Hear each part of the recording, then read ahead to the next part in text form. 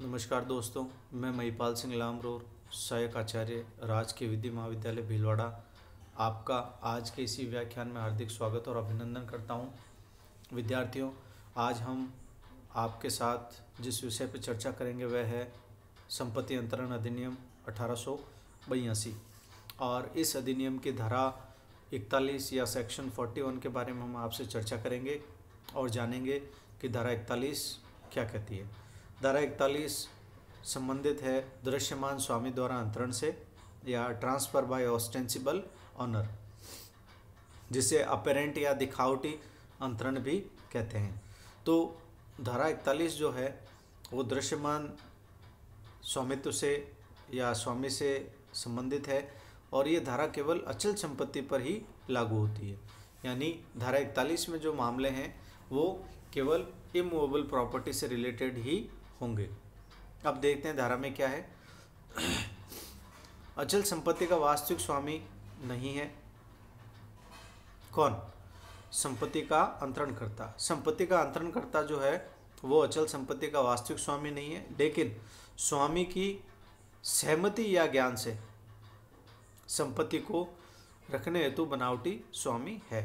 अर्थात जो अंतरण करता है वह उस संपत्ति के वास्तविक स्वामी के ज्ञान और सहमति से उस संपत्ति का बनावटी स्वामी बना हुआ है और वो ऐसे ही व्यवहार करता है जैसे कि वो संपत्ति का वास्तविक स्वामी हो। और आगे देखें, ऐसा अंतरण शून्यकरणीय नहीं होगा कि अंतरक को अंतरण का अधिकार नहीं था। अर्थात धारा 41 ऐसे व्यक्ति को भी अंतरण का अधिकार प्रदान कर रही है जो संपत्ति का वास्तविक स्वामी नहीं है, लेकिन शर्त यहाँ पर यह है कि जो अंतरण है वो ऐसे व्यक्ति द्वारा किया जा रहा है जो वास्तविक स्वामी के ज्ञान और सहमति की मौजूदगी में हो। आगे देखें, बशर्ते अंतरित ये साबित कर दे। अब प्रश्न ये आता है कि अंतरित कब ये साबित कर सकता है या अंतरित कब ये बचाव ले सकता है कि अंतरण के समय जो अंतरण करता था वह वास्तविक स्वामी नहीं था। पहला बिंदु, अंतरण पूर्व उसने सावधानी से पता किया था कि अंतरणकर्ता को संपत्ति का अंतरण का अधिकार था। यानी जो अंतरित है वो ये साबित कर दे कि अंतरण से पूर्व, जैसा कि हमने संपत्ति अंतरण अधिनियम के प्रारंभ के सेक्शंस में पढ़ा था, सूचना या नोटिस। तो नोटिस संविदा के पक्षकारों पर ये जिम्मेदारी डालती है, जिसमें मुख्यतः अंतरित की बात की जाती है कि उसने अपनी तरफ से सारी जांच पड़ताल करके ही संपत्ति को क्रय किया है। तो यहाँ पर यह कहा जा रहा है कि अंतरित ये साबित कर दे कि अंतरण से पूर्व उसने सावधानी से पता किया था कि अंतरणकर्ता को अंतरण का अधिकार था। और दूसरा, उसने सद्भावपूर्वक कार्य किया है। किसने? अंतरित ने। और जो अगला बिंदु है वो है धारा 41 की आवश्यक शर्तें। यानी धारा 41 या सेक्शन 41 कब एप्लीकेबल होगा। Important condition of section 41। पहला, दृश्यमान स्वामी, ऑस्टेंसिबल ऑनर।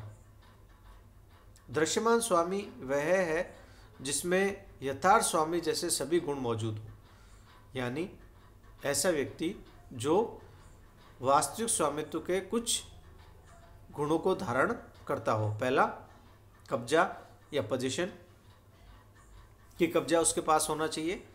दूसरा, अंतरण विलेख, ट्रांसफर डीड।